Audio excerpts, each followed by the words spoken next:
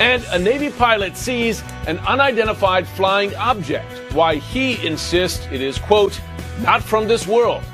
Let's go out front.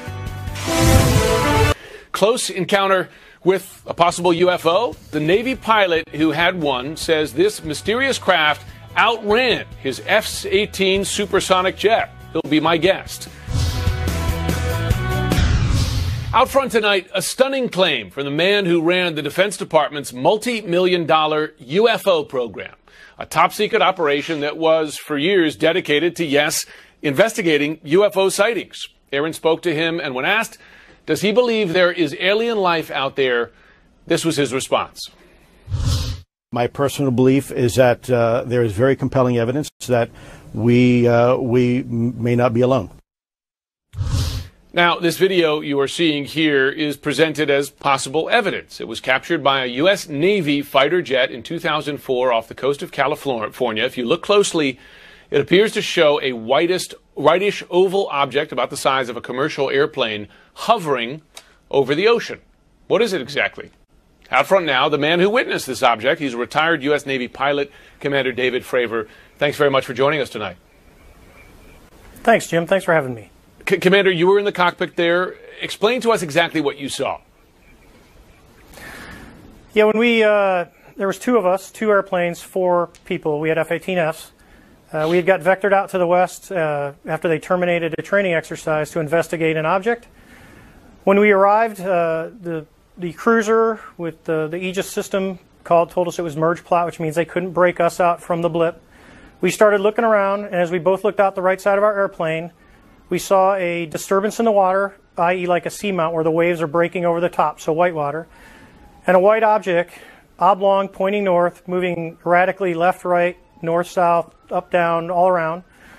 As we started a clockwise flow around the disturbance, watching it, I decided that I would go lower and the other jet stayed high to observe both of us. As I got to about the 12 o'clock position, the object started to mirror us, so now we're both in a clockwise flow, opposite circles. The object is lower than me, I'm above him, and I'm looking at him with my eyes. We get all the way around the circle as I'm descending, so now there's probably about maybe a 2,000 to 3,000 foot difference between us in vertical. And I'm at about the 8 o'clock position, and the tic-tac is at about 2. I cut across the circle, so across the middle, and as I got close to it, probably within a mile to a half mile, it rapidly accelerated to the south and disappeared in less than 2 seconds. So now, then we turned back around. Go ahead. Go ahead. I mean, I guess you're an experienced pilot. You've been up in the air a lot. I imagine you've seen a lot of things in the sky. What was it about the movement of this or the appearance of this that made you believe it wasn't from this world as opposed to something else? Well, the first thing is it had no wings, so you think, okay, it's a helicopter. Well, there's no rotor wash in the water. There's no rotors.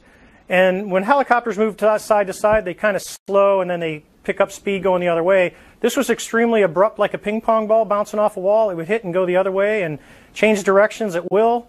And then the ability to hover over the water and then start a vertical climb from basically 0 up towards about 12,000 feet and then accelerate in less than 2 seconds and disappear is something I had never seen in my life. Now listen, I'm sure you've spoken to people, you told the story to some people who react with skepticism, shake their heads a bit. Yes. What do you say to people who doubt the account? Well, I think it's easy to doubt what we can't explain, but when you actually see things, and this is not the first account of someone seeing a UFO, but in this situation, you're talking about 4 people, all eyeballs on, ranging in experience from relatively new in a fleet squadron, which is VFA 41, to myself, who had over 16 years of flying and well over 3,500 hours nonstop. So I would argue that it wasn't a weather balloon, it wasn't a flare, it was an actual object that we looked at for somewhere around 5 minutes before it rapidly accelerated. Now, the Defense Department analyzed this video. Did they take it seriously? Did they come to any conclusion? Well, you can't really discern what it is until there's a couple of shots. When it gets close, there's a couple of objects coming out of the bottom. But you can estimate on how fast it leaves the side of that screen and the width, and you know, you'd have to ask exactly based on the field of view what they would estimate that is. But when it leaves the screen on the video, it's moving pretty fast. Commander Fravor, and that's from a standstill. a remarkable account. Thanks very much for joining us tonight. Well, you're quite welcome. Thank you.